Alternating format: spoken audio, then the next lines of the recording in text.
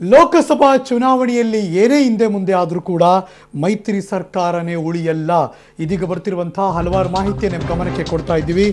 ನಿಮ್ಮನ್ನ ಗೆಲ್ಲಿಸುವ ಜವಾಬ್ದಾರಿ ನಮ್ಮದು, ನಮ್ಮನ್ನು ಗೆಲ್ಲಿಸೋ ಜವಾಬ್ದಾರಿ ನಿಮ್ಮದು ಅಂತ ಇದೀಗ ಬರ್ತಾ ಇದೆ ಮೂರನೇ ಎಲೆಕ್ಷನ್ ಬ್ರೇಕಿಂಗ್ ನ್ಯೂಸ್.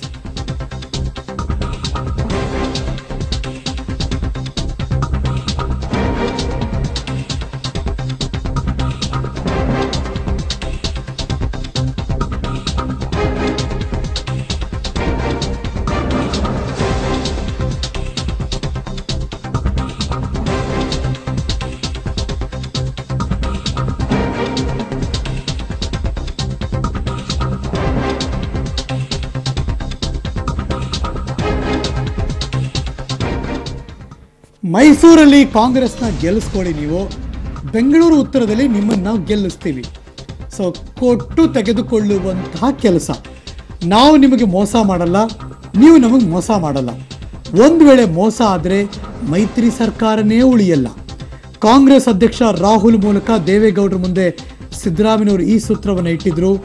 ಮೈತ್ರಿ ಧರ್ಮ ಪಾಲನೆ ವಾಗ್ದಾನ ಬಳಿಕ ದೋಸ್ತಿಗಳ ನಡುವೆ ಸೀಟು ಹಂಚಿಕೆ ಅಂತಿಮ ಆಯಿತು 20 ಮತ್ತು 8.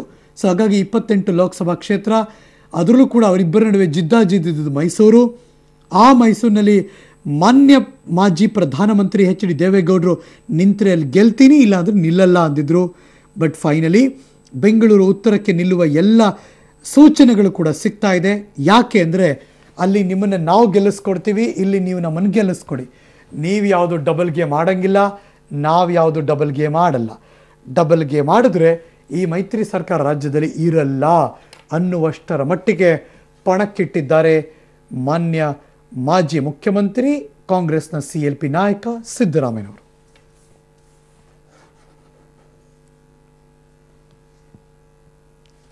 ಈ ಎಲ್ಲ ಬೆಳವಣಿಗೆಗಳ ಬಗ್ಗೆ ಮತ್ತಷ್ಟು ಮಾಹಿತಿ ಕೊಡೋದಕ್ಕೆ, ವಿಮರ್ಶೆ ಒಳಪಡೋದಕ್ಕೆ ನನ್ನ ಸಹೋದ್ಯೋಗಿ ಪೊಲಿಟಿಕಲ್ ಬ್ಯೂರೋ ಇಂದ senior special correspondent Sukesh Ravish ಇದೀಗ ದೂರವಾಣಿ ಸಂಪರ್ಕದಲ್ಲಿದ್ದಾರೆ. Very good morning Ravish. Harish, good morning ಹೇಳಿ. ಸೊ ಒಬ್ರಿಗೊಬ್ರು ಸಂಧಾನಕ್ಕೆ ಬರೋದಕ್ಕೆ ಕಾರಣ ಆಗಿದ್ದು ಮೈತ್ರಿ ಸರ್ಕಾರವನ್ನ ಮುಂಬರುವ ದಿವಸದಲ್ಲಿ ರಾಜ್ಯದಲ್ಲಿ ಇರಿಸ್ಕೋಬೇಕಾ ಇಲ್ವಾ ಅಂತ. ಸೊ ಮೈತ್ರಿ ಸರ್ಕಾರವನ್ನ ಪಣಕ್ಕಿಟ್ಟಿದ್ದಾರೆ ಅನ್ನುವ ಅರ್ಥನ ಇದು? ಖಂಡಿತವಾಗಿ ಕೂಡ ಮೇಲ್ನೋಟಕ್ಕೆ ಆ ರೀತಿಯ ಚರ್ಚೆಗಳು ಕೂಡ ದೊಡ್ಡ ಮಟ್ಟದಲ್ಲಿ ಆಗ್ತಾ ಇದೆ ಅಂತ ಕೂಡ ಹೇಳ್ಬೋದಾಗಿದೆ. ಯಾಕೆಂದ್ರೆ ಈ ಎಲ್ಲಾ ಬೆಳವಣಿಗೆಗಳನ್ನು ಕೂಡ ನೋಡ್ತಾ ಇದ್ರೆ, ಯಾಕೆಂದ್ರೆ ದೇವೇಗೌಡರು ಕೂಡ ಮೈಸೂರು ಬೇಕು ಅಂತ ಪಟ್ಟು ಹಿಡಿದಿದ್ರು. ಆದ್ರೆ ಸಿದ್ದರಾಮಯ್ಯನವರು ಹಠವನ್ನು ಕೂಡ ಮಾಡ್ಕೊಂಡಿದ್ರು. ಅದರ ಜೊತೆಗೆ ಕಡೆಗೂ ಕೂಡ ಅವರ ಹಠ ಗೆದ್ದಿದೆ. ಆದ್ರೆ ಹಠ ಗೆದ್ದಿರ್ತಕ್ಕಂಥದ್ದು ಸಂಧಾನ ಸೂತ್ರದ ಮೂಲಕ.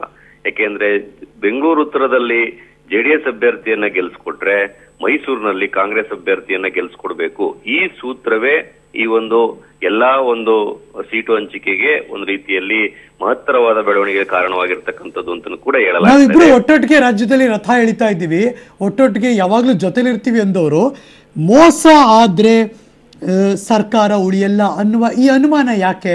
ಆಯಾ ಕ್ಷೇತ್ರದಲ್ಲಿ ಅವರವರ ಪಕ್ಷದವರು ಕಾಲೆಳೆದು ಬಿಡ್ತಾರೆ ಅಂತ ಒಂದು ಆತಂಕ ಇದೆಯಾ ಇಬ್ಬರಲ್ಲೂ?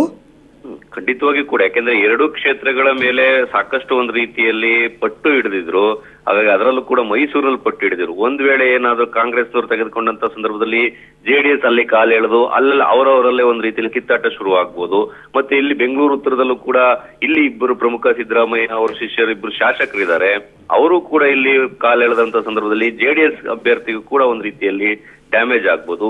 ಈ ರೀತಿಯ ಲೆಕ್ಕಾಚಾರಗಳನ್ನ ಹಾಕಿಕೊಂಡೇ ಈ ಒಂದು ಸಂಧಾನ ಸೂತ್ರದ ಮೂಲಕ ಈ ಒಂದು ಸೀಟು ಹಂಚಿಕೆ ಮಾಡ್ಕೊಂಡಿರೋದು ಅಂತ ಕೂಡ ಹೇಳಲಾಗ್ತಾ ಇದೆ. ಅದಕ್ಕೋಸ್ಕರನೇ ಸಾಕಷ್ಟು ಡಿಲೇ ಆಗಿದ್ದು ಈ ಒಂದು ಸೀಟು ಹಂಚಿಕೆ ಅಂತ ಕೂಡ ಹೇಳಲಾಗ್ತಾ ಇತ್ತು. ಕಡೆಯದಾಗಿ 8 ಸೀಟುಗಳನ್ನ ಬಿಟ್ಕೊಟ್ಟಿರೋದು ಈ ಒಂದು ಸೂತ್ರದ ಹಂಚಿಕೆ ಮೇಲೆ ಅಂತ ಕೂಡ ಹೇಳಲಾಗ್ತಾ ಇದೆ. ಥ್ಯಾಂಕ್ ಯು ರವೀಶ್, ಶಿಕ್ಷಣದ ಎಲ್ಲ ಮಾಹಿತಿಗಾಗಿ.